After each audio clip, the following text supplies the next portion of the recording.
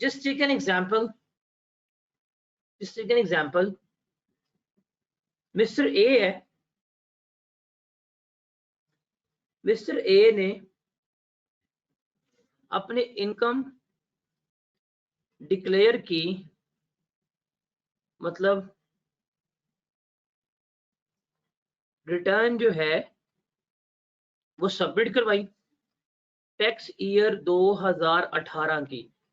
इसका मतलब उसने जमा करवाई होगी, ड्यू डेट हमारे पास जो भी है, इसने रिटर्न जमा करवाई है 1 नवंबर 2018 को, और इसने अपनी इनकम डिक्लेयर कर दी 9 लाख रुपए। जब इसने अपनी ये 9 लाख रुपए की इनकम डिक्लेयर कर दी होगी, जैसे इसने टुन का बटन दबाया, फौरन क्या हुआ, इससे रिटर्न जमा करवाई। कमिश्नर ने क्या किया, नॉर्मल असेसमेंट ऑर्डर जो है वो इशू कर दिया कि ठीक है, आपने 9 लाख की इनकम जमा करवाई है, हमने क्या करते हैं, हम इसको मान देते हैं। ठीक है, लग गई पता। अब इस बंदे को यहां पे याद आया कि यार मैंने तो इनकम ठीक जमा नहीं करवाई। उसने यहाँ पे रिटर्न जमा करवाई, अब उसको याद आ गया कि यार मेरी तो इनकम बीच में रह गई है, तो उसने क्या किया, 31 अक्टूबर 2018 को उसने क्या कर दिया, रिवाइज्ड रिटर्न जमा करवा दी। अब उसने रिवाइज रिटर्न में अपनी इनकम को रिवाइज कर दिया, और उसने अपनी इनकम बता दी कितनी है, 1.11 लाख जो है, इसने अपनी इनकम जो है वो डिक्लेयर कर दी। पहले इसको लगा था इसने इनकम अपनी 11 लाख डिक्लेयर कर दी। अब क्वेश्चन ये है कि इस रिवाइज रिटर्न के ऊपर कमिश्नर का क्या स्टेटस है, वो क्या करेगा। रिमेंबर, जैसे ही टैक्स पेयर ने अपनी रिटर्न रिवाइज की, तो कमिश्नर भी क्या करेगा, अमेंडेड ऑर्डर जो है वो इशू कर देगा। कमिश्नर ने जब इस टैक्स पेयर ने अपनी नॉर्मल रिटर्न जमा करवाई, कमिश्नर ने नॉर्मल असेसमेंट ऑर्डर दिया, टैक्स पेयर को खुद लगा कि मेरे से गलती हो गई है, उसने अपनी रिटर्न रिवाइज की, तो कमिश्नर भी क्या करेगा, अमेंडेड ऑर्डर जो है इशू कर देगा। मतलब जो उसने अपना यहाँ पे नॉर्मल असेसमेंट ऑर्डर इशू किया होगा, उसकी वो क्या कर देगा, बीच में अमेंडमेंट कर देगा। अब ये है कि जो भी रिवाइज रिटर्न होती है या रिवीजन होती है, रिवीजन का स्टेटस क्या है, क्या उसके ऊपर है। रिमेंबर, अगर टैक्स पेयर अपनी खुद रिटर्न को रिवाइज कर दे, तो कमिश्नर रिवाइज रिटर्न को क्या करेगा, एक्सेप्ट करेगा, उस टैक्सेबल इनकम को, टैक्स जो भी होगा, और वो क्या करेगा, जैसे ही टैक्स पेयर ने अपनी रिटर्न रिवाइज की, कमिश्नर भी क्या करेगा, वो अमेंडेड ऑर्डर जो है वो इशू कर देगा। मतलब जो उसने ओरिजिनल ऑर्डर इशू किया होगा उसमें अमेंडमेंट कर देगा। Got it. अब क्वेश्चन है कि ओरिजिनल असेसमेंट ऑर्डर था, ओरिजिनल असेसमेंट ऑर्डर में अमेंडमेंट जो है वो तो हो सकती है, टाइम लिमिट पढ़ लिया, 5 सालों तक कर सकते हो।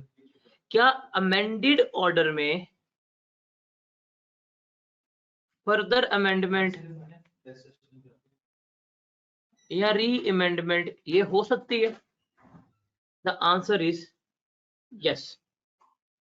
कि एक असेसमेंट ऑर्डर को आप अमेंड भी कर सकते हैं, आप उसको फर्दर अमेंड भी कर सकते हैं, आप उसको री अमेंड भी कर सकते हैं, जितनी मर्जी दफा कर लें, लेकिन with in this time limit जो है वो आपने करना है। With in this time limit आप क्या करेंगे, इसको कर रहे होंगे। अब ये टाइम लिमिट को ना मैं आपको एग्जांपल से समझाऊंगा, बाद में मैं इस अंग्रेजी के ऊपर आऊंगा, बाद में हम इस अंग्रेजी की आगे बात करेंगे। For example, mister A B C A, tax year है 2023, मतलब ईयर शुरू हुआ था 1 जुलाई 2022 को, खत्म होगा जाके 30 जून 2023 को।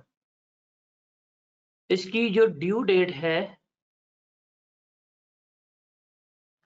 वो है 30 सितंबर 2023 रिटर्न जमा करवाने की। डन। मिस्टर एबीसी जो है ये कहानी है, ये अपनी रिटर्न फाइल करता है 1 सितंबर 2023 को।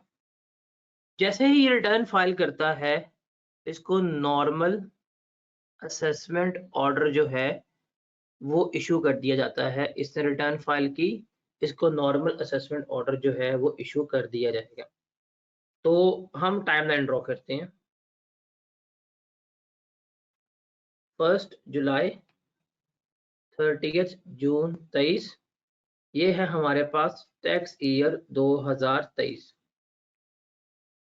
फिर मेरे पास आएगा टैक्स ईयर 2024। इस टैक्स ईयर 2024 में यहाँ पे सितंबर में इसने क्या की है, रिटर्न जमा करवाई। रिटर्न जमा करवाने के बाद इसको नॉर्मल असेसमेंट ऑर्डर जो है वो इशू कर दिया गया। अब नॉर्मल असेसमेंट ऑर्डर इशू कर दिया गया ना, तो ये है हमारे पास ईयर एंड। ईयर एंड है मेरे पास 30 जून 2024।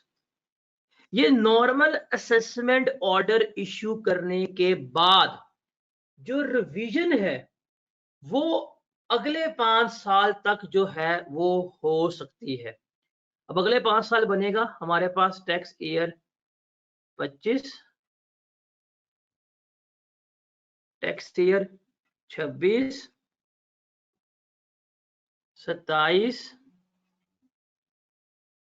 28, 29। मतलब रूल है यहां तक 30 जून 2029 तक क्या हो सकता है, इसको अमेंडेड ऑर्डर इशू हो सकता है। ये इस रिटर्न जमा करवाई। रिटर्न जमा करवाने के बाद ये सुकून से बैठ गया, लेकिन इससे कुछ पंगे पकड़े गए। इसका ऑडिट हुआ। अब ऑडिट इसका हो रहा है, तो ऑडिट इसका हुआ तो 30 जून 2027 को इसका ऑडिट कर दिया गया। जांच पड़ताल हुई, इसका ऑडिट किया गया। ऑडिट करके इसको फर्स्ट अमेंडमेंट ऑर्डर जो है इशू कर दिया। मतलब क्या कहा होगा कि यार ये जो आपने यहाँ पे जमा कराई थी इसमें कुछ एम्बेसलमेंट थी, हमने इस डेट पे जाके आपको क्या किया है, अमेंडेड ऑर्डर इशू किया, आपकी अमेंडमेंट कर दी है। पहला क्वेश्चन है, क्या ये जो अमेंडेड ऑर्डर इशू किया गया है 30 जून को, क्या ये ठीक इशू हुआ है कि नहीं हुआ? पहला क्वेश्चन है कि ये जो अमेंडेड असेसमेंट ऑर्डर इशू किया गया है, क्या ये वैलिड है कि नहीं है? द आंसर इज ये वैलिड है। क्यों? बिकॉज जिस साल हमारा असेसमेंट हुआ था 5 साल के अंदर क्या किया गया है, 5 साल के अंदर ही हमने उसको अमेंड किया है, तो फिर क्या है, ये ठीक हुआ, ये वैलिड है, इसमें कोई गलती नहीं है। बिकॉज हम पढ़ के आ चुके हुए हैं कि यहाँ पे हमारा नॉर्मल असेसमेंट ऑर्डर इशू हुआ था, ये हमारा ईयर एंड था, उसके बाद 5 साल थे, 1 2 3 4 5, इस डेट तक अमेंडमेंट हो सकती थी, तो हमने विद इन दैट डेट की है। ये असेसमेंट ऑर्डर जो है बिल्कुल ठीक है, इसमें कोई किसी किस्म की एम्बिग्युइटी नहीं है। अब फर्स्ट अमेंडमेंट ऑर्डर तो इसका पास हो गया, इसका फर्स्ट अमेंडमेंट ऑर्डर पास हो गया। बाद में टैक्स डिपार्टमेंट को फिर याद आया कि नहीं यार, इसमें और भी मिस्टेक्स हैं, और उन्हें कुछ चीज बाद में याद आ गई। अब वो इसको फर्दर अमेंड करना चाहते हैं। अब क्वेश्चन ये है, फर्दर अमेंडमेंट अगर करनी है या री अमेंडमेंट करनी है, उसकी ड्यू डेट कब है, कब तक फर्दर अमेंडमेंट कर सकते हैं? रिमेंबर, फर्दर अमेंडमेंट कब तक कर सकते हैं? क्वेश्चन है कि रिमेंबर 5 साल में from 5 years from the end of financial year in which original assessment order is issued or treated as issued। कि देखें जब ये ओरिजिनल असेसमेंट ऑर्डर हुआ था इसके बाद 5 साल मतलब इस डेट तक, और 1 year from the end of financial year in which assessment amended assessment order issue। मतलब ये हमारा अमेंडेड असेसमेंट ऑर्डर इशू हुआ था, इसके बाद 1 साल तक ये डेट आ रही है 30 जून 28। देखें मैं यहां पे इसको हाईलाइट करता हूं, अमेंडेड ऑर्डर इशू करने के बाद 1 साल तक ये वाली हाईलाइट शो हो रहा है, और ओरिजिनल ऑर्डर इशू करने के बाद ये था ओरिजिनल ऑर्डर 5 साल तक। जो इसमें से लेटर इवेंट है, जो डेट बाद में आएगी उस दिन तक हम क्या कर सकते हैं? फर्दर अमेंडमेंट कर सकते हैं।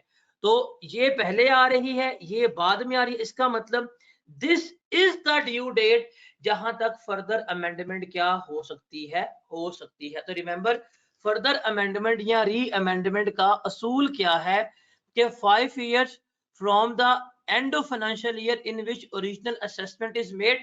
तो ओरिजिनल असेसमेंट यहाँ पे मेड हुई थी 5 साल तक ये, या 1 year from the financial year in which amended assessment order is.